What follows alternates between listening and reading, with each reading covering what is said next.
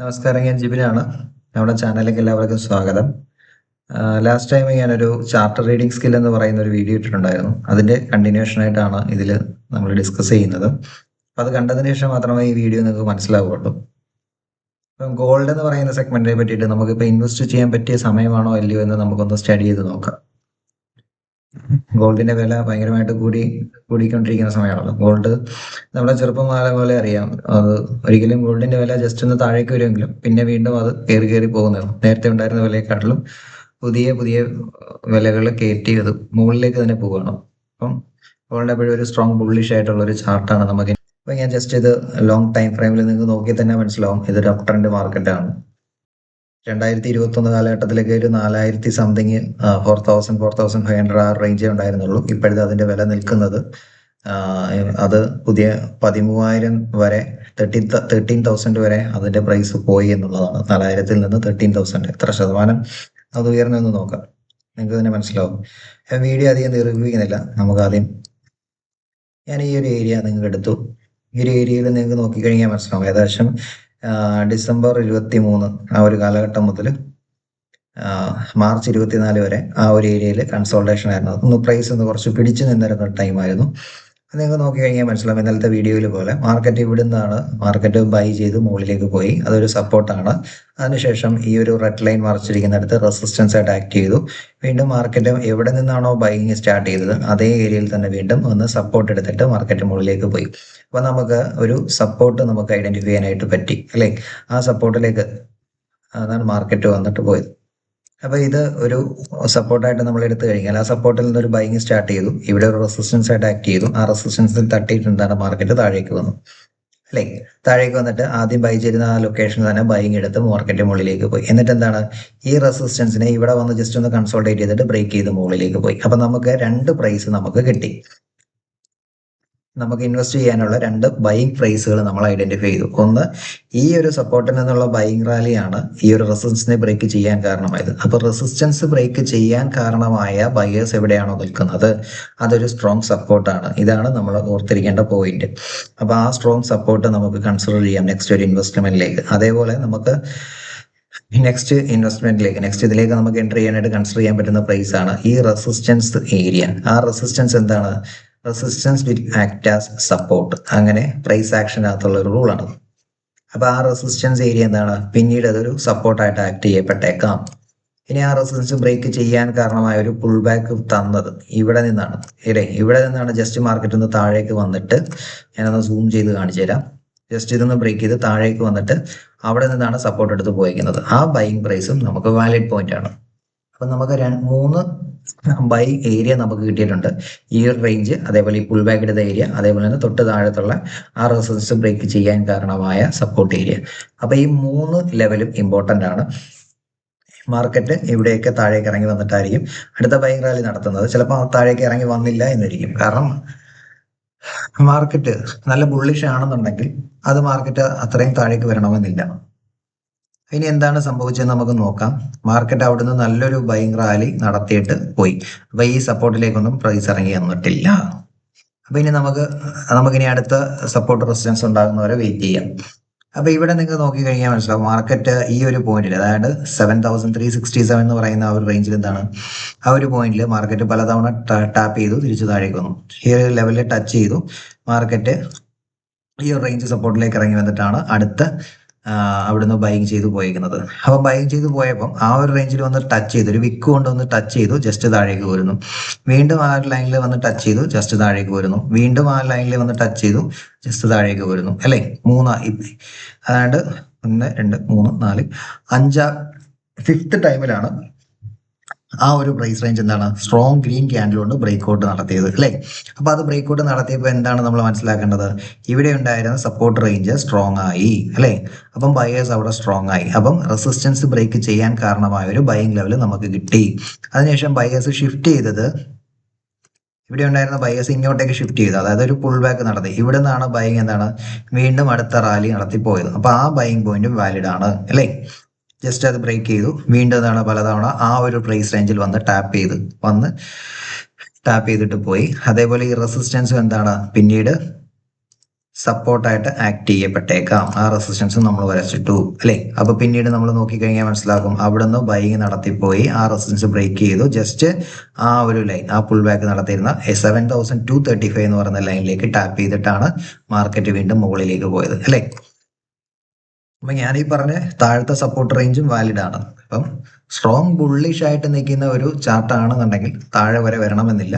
Next നമ്മൾ മുകളിൽ വരച്ചിരിക്കുന്ന ലെവലുകൾ വരെയൊക്കെ പോകും. അപ്പോൾ ഈ ലെവലുകളിൽ നമ്മൾ എങ്ങനെ ഇൻവെസ്റ്റ് ചെയ്യണം? അപ്പോൾ ഒരു 1 lakh എമൗണ്ട് ക്യാപിറ്റലുള്ള ഒരാളാണെന്നുണ്ടെങ്കിൽ ഒരു 3 to 6%, 3 to 5% മാത്രമേ ആദ്യത്തെ ഒരു ലെവലിൽ ഇൻവെസ്റ്റ് ചെയ്യാവൂ. താഴേക്ക് വീണ്ടും അടുത്ത ലെവലിലേക്ക് വരുമ്പോൾ നെക്സ്റ്റ് 3% ഇൻവെസ്റ്റ് ചെയ്യാം. താഴത്തെ ലെവൽ വരുമ്പോൾ നെക്സ്റ്റ് 3% ഇൻവെസ്റ്റ് ചെയ്യുക. അങ്ങനെ മാത്രമേ ചെയ്യുള്ളൂ. അല്ലാതെ ടോട്ടൽ ഒരു ക്യാപിറ്റൽ എമൗണ്ട് 1 lakh എമൗണ്ടും എടുത്ത് ഇവിടെ ഇൻവെസ്റ്റ് ചെയ്യരുത്. ആ ഒരു റേഷ്യോയിൽ മെയിൻറ്റെയിൻ ചെയ്യണം. അപ്പൊ ഇങ്ങനെ ചെയ്യുകയാണെന്നുണ്ടെങ്കിൽ നമ്മളുടെ ആവറേജ് പ്രൈസ് എപ്പോഴും താഴെ നിൽക്കും. ഒരിക്കലും നമ്മൾ റെസിഡൻസ് ഏരിയയിൽ പോയിട്ട് വാങ്ങിക്കരുത്. അപ്പൊ നമുക്ക് നഷ്ടം വരുന്നത് ഈ ഒരു റെസിഡൻസ് ഏരിയയിലൊക്കെ പോയി നമ്മൾ പ്രൈസ് സ്റ്റോക്കിലേക്ക് ഇൻവെസ്റ്റ് ചെയ്യരുത്. നമ്മൾ എപ്പോഴും നമ്മുടെ പ്രൈസ് എപ്പോഴും സപ്പോർട്ടിനോട് അടുത്ത് ഇരിക്കുന്ന ലെവലിൽ മെയിൻറ്റെയിൻ ചെയ്യാനായിട്ട് ശ്രമിക്കുക. ഓക്കെ, ഇനി നമ്മൾ നോക്കിക്കഴിഞ്ഞാൽ മാർക്കറ്റ് ഈ ഒരു റേഞ്ചിൽ നിന്ന് പോയിട്ട് ഇവിടെയാണ് റെസിഡൻസ് എടുത്തിരുന്നത് അല്ലേ. ആ ഒരു റെസിഡൻസ് എടുത്തിരുന്ന ഏരിയ അതിനോട് അടുത്ത് വന്നപ്പോൾ എന്താണ് നെക്സ്റ്റും സെല്ലേഴ്സ് അവിടെ ആക്റ്റീവ് ആയത് കണ്ടില്ലേ. അവിടെ നിന്ന് മാർക്കറ്റ് താഴെ വന്നു. നെക്സ്റ്റ് ഇവിടെ നിന്ന് എന്താണ് വീണ്ടും പ്രൈസ് ആ ഒരു എത്തിയപ്പോൾ എന്താണ് സെല്ലേഴ്സ് ആക്റ്റീവ് ആയി അല്ലേ. എക്സാക്ട് ആ ഒരു ലൈനിൽ ടച്ച് ചെയ്തില്ലെന്നേ ഉള്ളൂ, പക്ഷേ സെല്ലേഴ്സ് അവിടെ ആക്റ്റീവ് ആയി.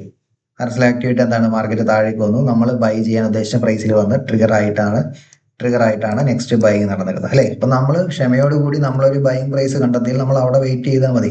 മാർക്കറ്റ് എങ്ങോട്ടോ പൊയ്ക്കോട്ടെ അല്ലേ. നമ്മൾ ഉദ്ദേശിക്കുന്ന ലെവലിൽ എത്തിയാൽ മാത്രമേ നമ്മൾ എൻട്രി എടുക്കൂ എന്ന് വേണം തീരുമാനിക്കാൻ. ഫോർ എക്സാമ്പിൾ മുതലകൾ ഇര പിടിക്കുന്നത് കണ്ടിട്ടുണ്ടാവും നിങ്ങൾ. മുതലകൾ ആ പുഴയുടെ തീരത്ത് വെയിറ്റ് ചെയ്തിരുന്ന് മറ്റു മൃഗങ്ങൾ വെള്ളം കുടിക്കാൻ വരുമ്പോൾ അത് കയറി അറ്റാക്ക് ചെയ്യാണ് ചെയ്യുന്നത്. അത് ഒരിക്കലും അങ്ങോട്ട് കയറി അറ്റാക്ക് ചെയ്യില്ല. കൂടുതലും കേസുകൾ നമ്മൾ കണ്ടിട്ടുള്ള വെള്ളം കുടിക്കാനായിട്ട് വരുമ്പോൾ അത് കയറി അറ്റാക്ക് ചെയ്യുകയാണ് ചെയ്യുന്നത്. എന്ന് പറഞ്ഞതുപോലെ നമ്മളൊരു ഇര പിടിക്കാൻ എന്ന രീതിയിൽ നമ്മളുടെ ബൈങ് പ്രൈസിൽ നമ്മൾ വെയിറ്റ് ചെയ്ത് നിൽക്കുക. അവിടെ വരുമ്പോൾ മാത്രമേ നമ്മൾ എൻട്രി എടുക്കുക. ഒരിക്കലും നമ്മൾ മുകളിൽ കയറി എൻട്രി എടുക്കരുത്. ഓക്കെ, അപ്പൊ അവിടുന്ന് ശേഷം മാർക്കറ്റ് വീണ്ടും മുകളിലേക്ക് പോയി. മാർക്കറ്റ് മുകളിലേക്ക് പോയിട്ട് നമ്മൾ ഈ ഒരു റെസിസ്റ്റൻസ് ആണ് വരച്ചു വെച്ചിരുന്നത്. ആ റെസിസ്റ്റൻസിനെ ഇവിടെ ബ്രേക്ക് ഔട്ട് നടത്തി. അപ്പൊ ആ റെസിസ്റ്റൻസിനെ ബ്രേക്ക് ഔട്ട് നടത്താൻ കാരണമായ ബൈ ഇവിടെ നിന്നാണ് സ്റ്റാർട്ട് ചെയ്തിരിക്കുന്നത്. അതിന് താഴെ റെസിസ്റ്റൻസ് ലെവലുണ്ട്. അപ്പൊ ആ റെസിസ്റ്റൻസ് ലെവലൊക്കെ നമുക്ക് പരിഗണിക്കാം. ഈ ഒരു റേഞ്ച് 7365 ഇവിടെ ഒരു കൺസോൾട്ടേഷൻ നടത്തിയിട്ടുണ്ട്. അപ്പം 7512 ആ ലെവലുകളൊക്കെ നമുക്ക് പരിഗണിക്കാം. അപ്പൊ ആ റെസിസ്റ്റൻസ് ബ്രേക്ക് ചെയ്യാൻ കാരണമായ ലെവലുകളൊക്കെ നമുക്ക് പരിഗണിക്കാം. ഇനി ഇവിടെ ജസ്റ്റ് ലാസ്റ്റ് ബയേഴ്സ് ഷിഫ്റ്റ് ആയത് ഇവിടെ നിന്നാണ്. ഈ ഒരു ലെവലിൽ നിന്ന് നടത്തിയ ബൈയിങ് ആണ് ഈ റെസിസ്റ്റൻസ് ബ്രേക്ക് ചെയ്യാൻ കാരണമായത്. അപ്പൊ അതും വാലിഡ് പോയിന്റ് ആണ്. അപ്പൊ അതിനെ ബ്രേക്ക് ചെയ്തിട്ട് നെക്സ്റ്റ് ആ ഒരു ലെവലിലേക്ക് എത്തി 7809 ജസ്റ്റ് ആ ഒരു ലെവലിലേക്ക് ടച്ച് ചെയ്തില്ല. ആ ലൈൻ അടുത്ത് വരെ വന്നിട്ടാണ് മാർക്കറ്റ് വീണ്ടും അടുത്ത ബൈയിങ് നടത്തി മുകളിലേക്ക് പോയിരിക്കുന്നത് അല്ലേ. അപ്പൊ ഇങ്ങനെ നമുക്ക് വാലിഡ് ആയിട്ടുള്ള ബൈയിങ് പോയിന്റ്സ് നമുക്ക് മാർക്കറ്റിൽ നിന്ന് കണ്ടെത്തിക്കൂടെ? ചാർട്ട് റീഡ് ചെയ്യാവുന്ന ഒരാൾക്ക് സുഖമായിട്ട് ഇത് കണ്ടെത്താം. ഇനി നമുക്ക് ഇപ്പോഴത്തെ ലേറ്റസ്റ്റ് സിനേറിയോ എന്താണെന്ന് നമുക്കൊന്ന് ജസ്റ്റ് ചെക്ക് ചെയ്യാം. ഞാൻ കൂടുതൽ എക്സ്പ്ലെയിൻ ചെയ്യുന്നില്ല. അപ്പോൾ ഇപ്പം നമുക്ക് ഗോൾഡ് ഇൻവെസ്റ്റ് ചെയ്യാൻ പറ്റിയ ടൈം ആണോ എന്ന് നമുക്ക് നോക്കാം. ഇവിടെ നിന്നൊക്കെ നല്ലൊരു ബൈങ് റാലി നടത്തി മാർക്കറ്റ് മുകളിലേക്ക് പോയേക്കാം. ഇനി ഇപ്പോഴത്തെ ലേറ്റസ്റ്റ് സിനേറിയോ ആണ് നമ്മൾ എക്സ്പ്ലെയിൻ ചെയ്യുന്നത്. ഇവിടെയാണ് മാർക്കറ്റ് ജസ്റ്റ് വന്ന് ടച്ച് ചെയ്തിട്ട് റെസിസ്റ്റൻസ് എടുത്ത് ഈ ഒരു പോയിന്റിൽ ജസ്റ്റ് ടച്ച് ചെയ്തിട്ട് മാർക്കറ്റ് താഴെ വന്നു. ഇവിടെ എന്താണ് ബൈങ് നടത്തി മുകളിലേക്ക് പോയി. അപ്പോൾ വീണ്ടും ആ ഒരു ലെവലിൽ ഈ ഒരു ക്യാൻഡിൽ എന്താണ് വന്ന് ടച്ച് ചെയ്തു. അത് റെസിസ്റ്റൻസ് സെല്ലേഴ്സ് ആക്റ്റീവ് ആയിട്ട് താഴേക്ക് വന്നു. അപ്പോൾ ആ ഒരു റേഞ്ചിനെ ബ്രേക്ക് ചെയ്യാനായിട്ട് സാധിച്ചില്ല. വീണ്ടും നമ്മൾ ഈ സെല്ലേഴ്സിന്റെ ഹൈ ആണ് ഇതിന്റെ ഈ ഒരു സെല്ലിംഗ് ക്യാൻഡിലിന്റെ ഹൈയും കൂടെ ചേർത്തിട്ടാണ് നമ്മൾ ആ റേഞ്ച് വരച്ചിരിക്കുന്നത്. ആ റേഞ്ചിനെ എപ്പോൾ ബ്രേക്ക് ചെയ്യുന്നത്? ഇതൊരു സ്ട്രോങ് സെല്ലേഴ്സിന്റെ ക്യാൻഡിൽ. അപ്പൊ ആ സെല്ലേഴ്സിനെ തോൽപ്പിക്കാൻ പ്രാപ്തരായ ബയേഴ്സ് ഇവിടെ ആക്റ്റീവ് ആയിട്ടുണ്ട്. കാരണം എന്താണ്? ഇവിടെയാണ് അതിനെ ബ്രേക്ക് ഔട്ട് നടത്തിയ ഒരു ക്യാൻഡിൽ നടത്തി. അപ്പൊ ഇവിടെ എന്താണ് സെല്ലേഴ്സിന്റെ ഏരിയ ആയിരുന്നു. ആ സെല്ലേഴ്സിന്റെ ഏരിയയെ തോൽപ്പിച്ചുകൊണ്ട് ഒരു ബൈയിങ് ക്യാൻഡിൽ ഇവിടെ ഉണ്ടായി അല്ലേ. അപ്പൊ എന്തായി? താഴെ നിന്ന് ബൈ ചെയ്ത ആൾക്കാർ ചില്ലറക്കാരല്ല, അവർ സ്ട്രോങ് ആണ്, അവർ ആക്റ്റീവായി. അപ്പൊ അതൊരു സ്ട്രോങ് സപ്പോർട്ടാണ്. നമുക്ക് വാലിഡ് ബൈ ചെയ്യാനുള്ള പോയിന്റ് കിട്ടി. ഇനി അതേപോലെ ഈ റേഞ്ചിനെ ലാസ്റ്റ് ബ്രേക്ക് ചെയ്യാൻ കാരണമായ സിംഗിലോ ഇവിടെ നിന്നായിരുന്നു. അപ്പൊ ഇത് ബ്രേക്ക്ഔട്ട് നടത്തിയ ക്യാൻഡിൽ ഈ ബ്രേക്ക്ഔട്ട് നടത്താൻ കാരണമായ ലാസ്റ്റ് ബയേഴ്സ് ഷിഫ്റ്റ് ചെയ്ത ഈ ഏരിയയാണ്. അത് അവിടെ ഒരു വാലിഡ് പോയിന്റ് നമുക്ക് കിട്ടി. അപ്പൊ ആ പോയിന്റ് നമ്മൾ മാർക്ക് ചെയ്ത് വെക്കണം. ആ ഒരു റെസിസ്റ്റൻസ് നമ്മുടെ റഡാറിൽ ഉണ്ടായിരിക്കണം. റെസിസ്റ്റൻസ് അതേപോലെ തന്നെ ഈ ഒരു ബ്രേക്ക്ഔട്ട് നടത്താൻ കാരണമായ ലാസ്റ്റ് ഒരു പുൾ ബാക്ക് തന്ന ശേഷം ഇവിടെ നിന്നാണ് ബൈങ് നടത്തി പോയിരിക്കുന്നത്. അപ്പം ഇവിടെ ഉണ്ടായിരുന്ന ബയർ ഇങ്ങോട്ടേക്ക് ഷിഫ്റ്റ് ആയി. അപ്പം ഇതും ഒരു വാലിഡ് പോയിന്റ് ആണ് അല്ലെ. അപ്പം ബയർ നിൽക്കുന്ന ലൊക്കേഷനുകൾ നമ്മൾ ഇവിടുന്ന് കണ്ടെത്തി. ഏതാണ്ട് 11,923 ഒരു ബൈങ് പോയിന്റ് ആണ്. അതേപോലെ താഴത്തെ സപ്പോർട്ട് റേഞ്ച് ബയറിന്റെ ലൊക്കേഷൻ ആണ്. അതേപോലെ ഈ റെസിസ്റ്റൻസ് എന്താണ്, പിന്നീട് സപ്പോർട്ടായിട്ട് ആക്ട് ചെയ്യുക. ആ റെസിസ്റ്റൻസ് ഈ ഒരു ഏരിയയും എന്താണ്, ബൈങ്ങിന് വാലിഡ് ആയിട്ടുള്ള പോയിന്റ് ആണ് അല്ലെ. അപ്പൊ മാർക്കറ്റ് ഇപ്പൊ എവിടെയാണ് നിൽക്കുന്നത്? ഇപ്പൊ ജസ്റ്റ് ആ റെസിസ്റ്റൻസ് ഏരിയയിൽ ജസ്റ്റ് വന്ന് ടച്ച് ചെയ്തു എന്നുള്ള രീതിയിൽ, ജസ്റ്റ് ടച്ച് ചെയ്തെന്നുള്ള രീതിയിലാണ് ഇപ്പൊ മാർക്കറ്റ് അവിടെ നിന്ന് ഒരു വിക്കെടുത്ത് പോയിരിക്കുന്നത് അല്ലെ. അപ്പൊ ഇനിയും വേണമെങ്കിൽ അപ്പം നമ്മൾ ഒന്നെങ്കിൽ നമ്മൾ ഇൻവെസ്റ്റ് ചെയ്യുന്നുണ്ടെങ്കിൽ ചെറിയ എമൗണ്ട് മാത്രം ഇൻവെസ്റ്റ് ചെയ്യുക. കാര്യം എന്താണ്, വീണ്ടും തൊട്ട് താഴെ സപ്പോർട്ടുകൾ കിടപ്പുണ്ട്. ആ സപ്പോർട്ടിലേക്ക് വീണ്ടും ഇറങ്ങി വന്നു കഴിഞ്ഞാൽ നമ്മളുടെ ക്യാപിറ്റലിൽ ബാക്കിയുള്ള പെർസെൻറ്റേജ് അവിടെ ഇൻവെസ്റ്റ് ചെയ്യാം അല്ലേ. അപ്പോൾ ഒരു സിനേറിയോ എന്ന് പറഞ്ഞു കഴിഞ്ഞാൽ ഞാൻ ജസ്റ്റ് ഒരു ആരോ മാർക്ക് വെച്ച് കാണിച്ചതാണ്. ഈ ഒരു സപ്പോർട്ടിലേക്ക് ഒന്നുകൂടി ടാപ്പ് ചെയ്തിട്ടായിരിക്കാം മാർക്കറ്റ് മുകളിലേക്ക് പോകുന്നത് അല്ലെ. നെക്സ്റ്റ് ഒരു റാലി നടത്തുന്നത്, അല്ലെങ്കിൽ എന്താണ്, ആ സപ്പോർട്ട് താഴെ വരുന്ന ടാപ്പ് ചെയ്തിട്ടായിരിക്കും മാർക്കറ്റ് മുകളിലേക്ക് പോകുന്നത്. ഇതൊരു സിനേറിയോ ആണ് അല്ലെ. ഇനി അതല്ല, ഗോൾഡിന്റെ കേസിൽ എന്തെങ്കിലും ഒരു നല്ലൊരു നെഗറ്റീവ് ന്യൂസോ അപ്പോൾ ഒക്കെ വന്നത്, ഇതിപ്പോൾ ആവറേജ് ചെയ്യാൻ പറ്റിയ പ്രൈസുകളാണ് ഞാൻ പറഞ്ഞത്. ഇനിയിപ്പം ഗ്ലോബൽ മാർക്കറ്റിൽ എന്തെങ്കിലും ഒരു നെഗറ്റീവ് ന്യൂസോ എന്തെങ്കിലും, എപ്പോഴും ഷെയർ മാർക്കറ്റ് എന്ന് പറയുന്ന അസ്ഥിരതയാണ്, എപ്പോഴും ഒരു സ്ഥിരമായിട്ട് സംഭവിക്കില്ല. അപ്പം ഈ ഒരു സപ്പോർട്ടുകളെ റേഞ്ച് ബ്രേക്ക് ചെയ്താൽ എന്ത് സംഭവിക്കും? ഒരു അപ് ട്രെൻഡ് മാർക്കറ്റിന്റെ ഒരു ക്യാരക്ടർ ചേഞ്ച് അവിടെ സംഭവിക്കും. ക്യാരക്ടർ ചേഞ്ച് സംഭവിച്ചിട്ട് എന്താണ്, നെക്സ്റ്റ് ഈ സപ്പോർട്ടിനെ ബ്രേക്ക് ചെയ്താൽ ഈ സപ്പോർട്ട് പിന്നീട് എന്തായിട്ട് ആക്ട് ചെയ്യപ്പെട്ടേക്കാം? തിരിച്ച് റെസിസ്റ്റൻസ് ആയിട്ടും ആക്ട് ചെയ്യപ്പെട്ടേക്കാം. ഞാൻ നേരത്തെ പറഞ്ഞു resistance will act as support, അതേപോലെ തന്നെ support will act as resistance. അതാണ് പ്രൈസ് ആക്ഷന്റെ റൂൾ. അപ്പോൾ ഈ സപ്പോർട്ട് എന്താണ്, പിന്നെ റെസിസ്റ്റൻസ് ആയിട്ട് ആക്ട് ചെയ്തിട്ട് താഴേക്ക് വരാം. താഴേക്ക് വന്നാൽ എന്താണ്, നെക്സ്റ്റ് സപ്പോർട്ടുകൾ ഇവിടെ താഴെ കിടപ്പുണ്ട്, നമ്മൾ ഇതേപോലെ റീഡ് ചെയ്ത് നെക്സ്റ്റ് സപ്പോർട്ടുകൾ വെയിറ്റ് ചെയ്യാം. അതാണ് ചെയ്യേണ്ടത്. ഓക്കെ, ഇപ്പൊ നിങ്ങൾക്ക് ഗോൾഡിലായാലും ഏത് സെഗ്മെന്റിലായാലും ഇൻവെസ്റ്റ് ചെയ്യേണ്ട ഒരു ഐഡിയ നിങ്ങൾക്ക് കിട്ടിയെന്ന് മനസ്സിലാക്കുന്നു. അപ്പം നമ്മൾ വാലിഡ് ആയിട്ടുള്ള ബൈങ് പോയിന്റ്സുകൾ കണ്ടെത്തുക. ഇത് സോവറിൻ ഗോൾഡ് ബോണ്ടിന്റെ ചാർട്ടാണ് ഞാൻ എക്സ്പ്ലെയിൻ ചെയ്തത്. SGB എന്ന് പറഞ്ഞു കഴിഞ്ഞാൽ എല്ലാ വർഷവും RBI ഇഷ്യൂ ചെയ്യുന്ന ഒരു ഗോൾഡ് ബോണ്ടാണ്. അതിൽ നിങ്ങൾക്ക് ഇതേപോലെ ഇൻവെസ്റ്റ് ചെയ്യാം. പക്ഷേ ഇപ്പോൾ RBI ഡയറക്റ്റ് നമുക്ക് ഇങ്ങനെ ഇഷ്യൂ ചെയ്യുന്നില്ല. ഇപ്പം നമുക്ക് സെക്കൻഡറി മാർക്കറ്റിൽ ഇതിൽ പാർട്ടിസിപ്പേറ്റ് ചെയ്യാനായിട്ട് അവസരമുണ്ട്. SGB എന്താണെന്ന് ഗൂഗിളിൽ സെർച്ച് ചെയ്ത് കഴിഞ്ഞാൽ ഡീറ്റെയിൽ ആയിട്ട് മനസ്സിലാവും. നമ്മളിവിടെ ടെക്നിക്കൽ സ്റ്റഡി മാത്രമേ പറയുന്നുള്ളൂ, വീഡിയോ ഒരുപാട് ലെങ്ത് ആയി പോകും. ഞാൻ ജസ്റ്റ് ഗോൾഡ് ബീസിന്റെ ഒരു ചാർട്ടും കൂടെ ഒന്ന് എക്സ്പ്ലെയിൻ ചെയ്യാം. ഗോൾഡ് ബീസ്, അതായത് ETF നമുക്ക് ഗോൾഡിന്റെ ETF നമുക്ക് ഇതേപോലെ ഇൻവെസ്റ്റ് ചെയ്യാം. അതാണെങ്കിൽ ഏകദേശം ഒരു 100 രൂപ ഒക്കെ റേഞ്ചേ ഉള്ളൂ. നമുക്ക് ചെറിയ ചെറിയ എമൗണ്ടുകളൊക്കെ ഇൻവെസ്റ്റ് ചെയ്യാം. അല്ലെ അത്രയും എമൗണ്ട് SGBയിൽ ഇൻവെസ്റ്റ് ചെയ്യാൻ ഇല്ലാത്ത ഒരാൾക്ക് നമുക്ക് ഗോൾഡ് ബീസിലും പീരിയോഡിക്കലായിട്ട് നമുക്ക് ഇൻവെസ്റ്റ് ചെയ്യാം. അപ്പം ഞാനത് ജസ്റ്റ് ഒന്ന് പറയാം. ഇതേപോലെ തന്നെ ഇവിടെ വളരെ വ്യക്തമായിട്ട് നമുക്ക് കിട്ടിയിട്ടുണ്ട്. ഇതൊരു സപ്പോർട്ട് റേഞ്ച് ആയിരുന്നു. ഞാൻ ഈ ഗ്രീൻ കളറിൽ വരച്ചിരിക്കുന്ന ഒരു സപ്പോർട്ട് റേഞ്ച് ആയിരുന്നു. ഇതൊരു റെസിസ്റ്റൻസ് റേഞ്ച് ആണ് അല്ലെ. എന്തുകൊണ്ടാണ് റെസിസ്റ്റൻസ് ആയത്? അവിടെ വന്ന് മാർക്കറ്റ് ടാപ്പ് ചെയ്തപ്പോൾ മാർക്കറ്റ് എന്താണ്, പ്രൈസ് താഴേക്ക് വന്നു അല്ലെ. അപ്പൊ അത് പ്രൈസ് താഴേക്ക് വരണമെങ്കിൽ അതൊരു റെസിസ്റ്റൻസ് ആയിട്ട് ആക്ട് ചെയ്യപ്പെട്ടേക്കാം. പിന്നെ രണ്ടാമത്, മാർക്കറ്റ് ഇവിടെ നിന്നാണ് വീണ്ടും ബൈങ് നടത്തി, വീണ്ടും ഈ ഒരു റെസിസ്റ്റൻസിൽ ഒന്ന് ടച്ച് ചെയ്തു, മാർക്കറ്റ് താഴേക്ക് വന്നു. വീണ്ടും മാർക്കറ്റ് ഇവിടെ നിന്നൊരു ബൈങ് നടത്തി, വീണ്ടും എന്താണ്, ഞാൻ ജസ്റ്റ് ഒരു ആരോ മാർക്കറ്റ് വരാൻ വരച്ചാണ്. മാർക്കറ്റ് ഇവിടുന്ന് പോയി ഇവിടെ ഒരു റെസിസ്റ്റൻസ് വന്ന് ടാപ്പ് ചെയ്തു, താഴേക്ക് വന്നു, വീണ്ടും ഇവിടെ വന്ന് ടച്ച് ചെയ്തു, വീണ്ടും ഈ റെസിസ്റ്റൻസിൽ വന്ന് ടാപ്പ് ചെയ്തു, വീണ്ടും താഴേക്ക് വന്നു, ഇവിടെ സപ്പോർട്ടിൽ വന്നു, വീണ്ടും റെസിസ്റ്റൻസിൽ പോയി ടച്ച് ചെയ്തു, വീണ്ടും നമ്മുടെ സപ്പോർട്ടിൽ വന്നു, വീണ്ടും എന്താണ്, റെസിസ്റ്റൻസ് പോയി ടച്ച് ചെയ്തു, ജസ്റ്റ് താഴേക്ക് വന്നു, ഇവിടെ ഒരു റെഡ് ക്യാൻഡിൽ കൊണ്ട് ബ്രേക്ക് ചെയ്തു, ജസ്റ്റ് പുൾ ബാക്ക് എടുത്തു, മാർക്കറ്റ് മുകളിലേക്ക് പോയി അല്ലേ. അപ്പൊ എന്താണ് സംഭവം? ഞാൻ ഈ ആരോ മാർക്ക് കളയുകയാണ്. ഈ റെസിസ്റ്റൻസിനെ മാർക്കറ്റ് ഇവിടെ ബ്രേക്ക് ചെയ്തു, റെസിസ്റ്റൻസിനെ മാർക്കറ്റ് ബ്രേക്ക് ചെയ്തു. ഇവിടെ നിങ്ങൾ ഒരു കാര്യം ശ്രദ്ധിക്കണം, ഇത്രയും നാളെ ഞാൻ റെസിസ്റ്റൻസ് ബ്രേക്ക് ചെയ്തത് ഒരു ഗ്രീൻ ക്യാൻഡിൽ കൊണ്ട് ബ്രേക്ക് ചെയ്യണം എന്നായിരുന്നു പറഞ്ഞത്. പക്ഷേ ഇവിടെ എന്താണ്, റെഡ് ക്യാൻഡിൽ കൊണ്ട് ബ്രേക്ക് ചെയ്തു അല്ലേ. പക്ഷെ റെഡ് ക്യാൻഡിൽ കൊണ്ട് ബ്രേക്ക് ചെയ്ത് കഴിഞ്ഞാൽ സാധാരണ അത് ഫാൾസ് ബ്രേക്ക് ഔട്ട് ആണ് സംഭവിക്കുന്നത്. അത് താഴേക്കാണ് വരേണ്ടത് അല്ലെ. താഴേക്ക് വീണ്ടും ഒരു നല്ലൊരു ഗ്രീൻ ക്യാൻഡിൽ വന്നു കഴിഞ്ഞാൽ അത് താഴേക്ക് തന്നെ വരും. പക്ഷെ ഇവിടെ അതിന് വിപരീതമായിട്ട് ഈ റെഡ് ക്യാൻഡിലെ ഹൈയെ മാർക്കറ്റ് ഇവിടെ നല്ലൊരു ഗ്യാപ്പ് അപ്പില് ഇവിടെ എന്താണ്, ബ്രേക്ക് ചെയ്തു പോയി അല്ലെ. അപ്പൊ അത് ബ്രേക്ക് ഔട്ട്, വീണ്ടും അത് ബയേഴ്സ് അവിടെ സ്ട്രെങ്തൻ ആയെന്ന് തന്നെയാണ് കാണിക്കുന്നത് അല്ലെ.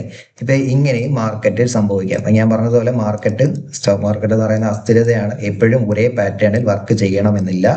ഒരു പ്രോബബിലിറ്റി മാത്രമാണ് മാർക്കറ്റിൽ നമുക്ക് പറയാൻ സാധിക്കുന്നത് അല്ലെ. കൂടുതലും ചാൻസ് ഇവിടെ ഒരു റെഡ് ക്യാൻഡിൽ വന്നു കഴിഞ്ഞാൽ അതൊരു ഫാൾസ് ബ്രേക്ക് ഔട്ട് താഴേക്കാണ് വരേണ്ടത്. എനിവേ ആ റെഡ് ക്യാൻഡിലെ ഹൈയെ ബ്രേക്ക് ചെയ്ത് പോയി. അപ്പോൾ റെഡ് ക്യാൻഡിലെ ഹൈയെ ബ്രേക്ക് ചെയ്തപ്പോൾ ആ റെസിസ്റ്റൻസ് ബ്രേക്ക് ചെയ്തപ്പോൾ ഇവിടെ ഉണ്ടായിരുന്ന സപ്പോർട്ട് എന്തായി? സ്ട്രോങ് സപ്പോർട്ടായി. അപ്പോൾ നമുക്കൊരു വാലിഡ് പോയിന്റ് നമ്മൾ മാർക്ക് ചെയ്യണം. നമ്മൾ ഇനി ഇതിലേക്ക് ഇൻവെസ്റ്റ് ചെയ്യുകയാണെങ്കിൽ 62 അല്ലെങ്കിൽ അതിനോട് അടുപ്പിച്ച് വരുന്ന 63 അതിനോട് അടുപ്പിച്ച് വരുന്ന പോയിന്റിൽ നമുക്ക് എന്താണ് ഇൻവെസ്റ്റ് ചെയ്യാം.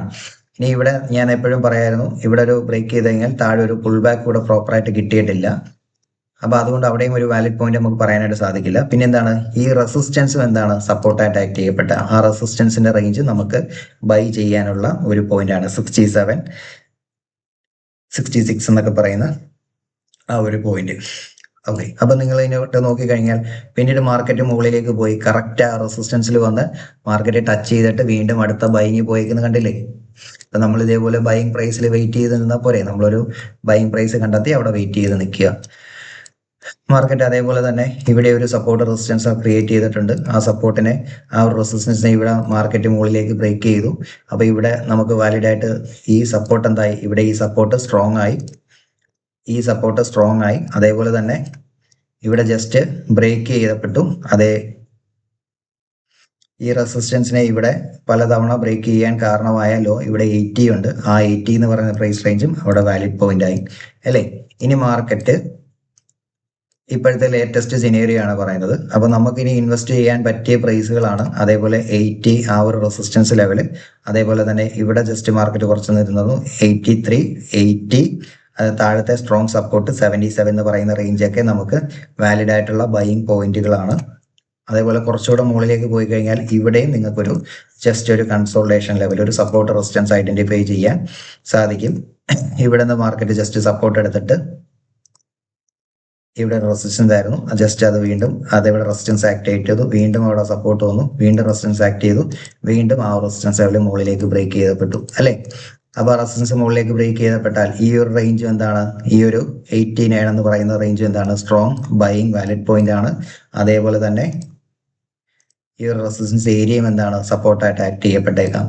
ഇപ്പൊ മാർക്കറ്റ് നിൽക്കുന്നതും മാർക്കറ്റ് ഏകദേശം ആ റെസിസ്റ്റൻസ് വരെ വന്നിട്ടില്ല, ഏകദേശം അവിടേക്ക് വരെ മാർക്കറ്റ് വന്നിട്ടുണ്ട്, ഒരു 95 വരെ വന്നിട്ടുണ്ട്. അപ്പൊ നമുക്ക് വെയിറ്റ് ചെയ്യപ്പെടാം. 93 ഒക്കെ വന്നു കഴിഞ്ഞാൽ നമുക്ക് എന്താണ് വാലിഡ് ആയിട്ടുള്ള എൻട്രി പോയിന്റ് ആണ്. ഇതിലേക്ക് എൻട്രി എടുക്കാനുള്ള, ഗോൾഡിലേക്ക് പുതിയൊരു എൻട്രി എടുക്കാനോ അല്ലെങ്കിൽ നേരത്തെ മുതലേ പീരിയഡിക്കലായിട്ട് ഇൻവെസ്റ്റ് ചെയ്യുന്നവർക്ക് ആവറേജ് ചെയ്യാനുള്ള വാലിഡ് പോയിന്റുകളാണ് ഞാൻ ഈ പറഞ്ഞ താഴെ സപ്പോർട്ട് ലെവലുകളൊക്കെ. ഈ സപ്പോർട്ടിലേക്കൊക്കെ ഗോൾഡിന്റെ പ്രൈസ് ഇറങ്ങി വരാതിരിക്കാം. അപ്പോൾ കഴിവതും നമ്മൾ എന്താണ് ഈ സപ്പോർട്ടിൽ നിന്ന്, ഞാൻ ഈ വരച്ച സപ്പോർട്ടിൽ നിന്നൊക്കെ പുതിയ എൻട്രി എടുക്കാനായിട്ട് ശ്രമിക്കുക. ഒരിക്കലും ഈ ഒരു റെസിസ്റ്റൻസിൽ കയറി എൻട്രി ചെയ്യാതിരിക്കുക. എപ്പോഴും എല്ലാവരും പറയും ഗോൾഡിന്റെ പ്രൈസ് അല്ലെങ്കിൽ പുതിയ സ്റ്റോക്കിന്റെ പ്രൈസ് ഒക്കെ മുകളിലേക്ക് പോവുകയാണ്. പക്ഷെ നമ്മൾ അവരുടെ വാക്ക് കേട്ടിട്ട് നമ്മൾ ചാടിക്കയറി മുകളിൽ നിന്നൊക്കെ നമ്മൾ ഈ ഒരു ഏരിയ നിന്നൊക്കെ നമ്മൾ എന്താണ് ഈ ഒരു ഏരിയ എന്നൊക്കെ നമ്മൾ ചിലപ്പോൾ എൻട്രി എടുക്കും. നമ്മൾ എൻട്രി എടുക്കുന്ന ആ പോയിന്റ് തൊട്ട് മാർക്കറ്റ് താഴേക്കായിരിക്കും. അപ്പൊ ഇനി അങ്ങനെ ചെയ്യാതെ വളരെ വെയിറ്റ് ചെയ്ത് നിന്ന് ഇതേപോലെ സപ്പോർട്ട് റെസിസ്റ്റൻസ് വരച്ച്